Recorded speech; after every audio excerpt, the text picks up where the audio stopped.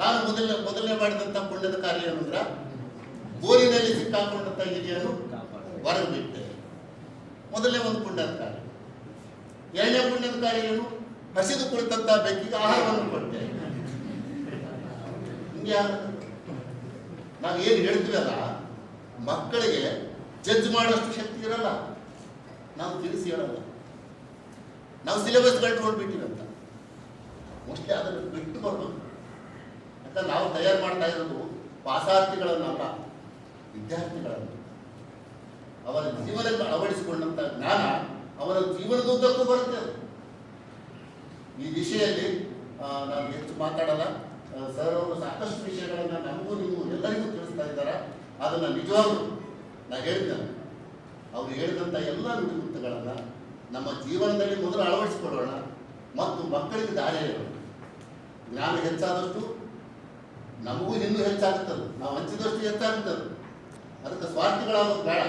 ನಾವು ಇಲ್ಲೇನು ಪಡ್ಕೊಂಡಿರ್ತೀವಲ್ಲ ಜ್ಞಾನ ಎಲ್ಲವನ್ನು ವರ್ಗಗೂಡಿರು ಹೋಗಿ ಮುಗಿಸೋಣ, ನಮ್ಮ ಸಹೋದರಿ ಮಿತ್ರರ ಜೊತೆ ಹಂಚಿಕೊಳ್ಳೋಣ ಅಂತ ಸಾರೈಸಿ ಇಡೀ ನಮ್ಮ ಜಿಲ್ಲೆಯಲ್ಲಿ ಸರ್ ಅವರ ಏನು ಹೇಳ್ತಾರ ಅದೆಲ್ಲವನ್ನು ನಮ್ಮ ವ್ಯಕ್ತಿತ್ವ ರೂಪಿಸಿಕೊಳ್ಳೋ ಸಲುವಾಗಿ ಎಲ್ಲರೂ ಅಳವಡಿಸಿಕೊಳ್ಳೋಣ ಅಂತ ಶಾಸಿಸ್ತಾ ಮಾತಾಡಲಿಕ್ಕೆ ಅನುಮತಿಸಿದಂಥ ವೇದಿಕೆಗೂ ಎಲ್ಲ ಅಧಿಕಾರಿ ಮಿತ್ರರಿಗೂ ಸರ್ ಅವರಿಗೂ ಮತ್ತು ತಮ್ಮೆಲ್ಲರೂ ವಂದಿಸಿ ಧನ್ಯವಾದ.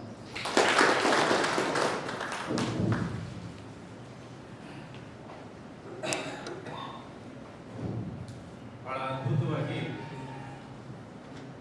ತಮ್ಮ ವಿಚಾರವನ್ನ ನಮ್ಮ ರಾಷ್ಟ್ರಪಾಲ ಸರ್ ಅವರು ವ್ಯಕ್ತಪಡಿಸಿದರು. ಅದು ಹೇಗೆ ಅನಿಸ್ತಾ ಇತ್ತಂದ್ರೆ, ಇವತ್ತು ನಮಗೆ ಸೋಫಾ ಸೆಟ್ ಇದೆ, ಡಿನ್ನರ್ ಸೆಟ್ ಇದೆ, ಮೇಕಪ್ ಸೆಟ್ ಇದೆ, ಆದರೆ ಮೈಂಡ್ ಸೆಟ್ಟೇ ಇಲ್ಲ ಅನ್ನುವಂಥದ್ದು. ಈ ಮೈಂಡ್ ಸೆಟ್ ಇಲ್ಲದೆ ಹೋದ್ರೆ ನಾವು ಯಾವ ರೀತಿಯಲ್ಲಿ ಪ್ರಗತಿ ಸಾಧಿಸಲಿಕ್ಕೆ ಸಾಧ್ಯ ಅನ್ನುವಂಥ ವಿಚಾರವನ್ನ ಬಹಳ ಸಂಕ್ಷಿಪ್ತವಾಗಿ ಸರ್ ಅವರಿಗೆ ಹೇಳಿದರು. ಸರ್ ಡಿ ಎಂ ಸರ್ ಅವರಿಗೆ ಧನ್ಯವಾದಗಳು. ಈಗ ಕಾರ್ಯಕ್ರಮವನ್ನು ಮುಕ್ತಾಯಗೊಳಿಸೋಣ.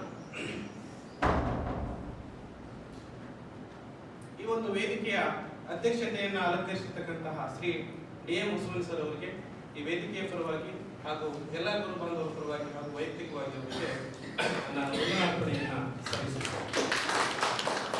ಹಾಗೆಯೇ ಈ ಒಂದು ನಮಗೆಲ್ಲರಿಗೂ ಕೂಡ ಅದ್ಭುತವಾಗಿ ತರಬೇತಿಯನ್ನು ನೀಡಲಿಕ್ಕೆ ಆಗಮಿಸಿರ್ತಕ್ಕಂತಹ ಜಯಪ್ರಕಾಶ್ ಸರ್ ಅವರಿಗೂ ಕೂಡ ಈ ವೇದಿಕೆಯ ಪರವಾಗಿ ಹಾಗೂ ಎಲ್ಲ ಗುರು ಬಾಂಧವರ ಪರವಾಗಿ ಮತ್ತು ನನ್ನ ಪರವಾಗಿ ಅವರಿಗೆ ನಾನು ವಂದನಾರ್ಪಣೆಯನ್ನು ಸಲ್ಲಿಸುತ್ತೇನೆ. ಹಾಗೆ ವೇದಿಕೆ ಮೇಲೆ ಆಸೀನರಾಗಿರ್ತಕ್ಕಂಥ ನಮ್ಮ ಡೈಟಿನ ಎಲ್ಲ ಹಿರಿಯ ಉಪನ್ಯಾಸಕರಿಗೂ, ಮಾನ್ಯ ಡಿ.ಒ. ಮೇಡಮ್ ಅವರಿಗೂ ಹಾಗೂ ಸತೀನ್ ಸರ್ ಅವರಿಗೂ ಕೂಡ ನಾನು ಈ ವೇದಿಕೆಯ ಪರವಾಗಿ ನಮ್ಮ ನಿಮ್ಮೆಲ್ಲರ ಪರವಾಗಿ ಕೂಡ ನಾನು ಅವರಿಗೂ ಕೂಡ ನಾನು ಅಭಿನಂದನೆಯನ್ನು ಸಲ್ಲಿಸ್ತೇನೆ. ಹಾಗೆಯೇ ಈ ಒಂದು ಕಾರ್ಯಕ್ರಮದ ನಿಜವಾದ ಕೇಂದ್ರ ಬಿಂದುಗಳೇ ತಾವುಗಳು. ಹಾಗಾಗಿ ಎಲ್ಲ ಗುರು ಮುಂದಕ್ಕೂ ಕೂಡ ನಾನು ಈ ವೇದಿಕೆಯ ಪರವಾಗಿ ಹಾಗೂ ನನ್ನ ಪರವಾಗಿ ನಾನು ಅಭಿನಂದನೆಯನ್ನು ಸಲ್ಲಿಸುತ್ತಾ ಈ ಒಂದು ಕಾರ್ಯಕ್ರಮವನ್ನು ಇಲ್ಲಿಗೆ ಮುಕ್ತಾಯಗೊಳಿಸುತ್ತೇನೆ. ಜೈ ಹಿಂದ್, ಜೈ ಭಾರತ. ಈಗ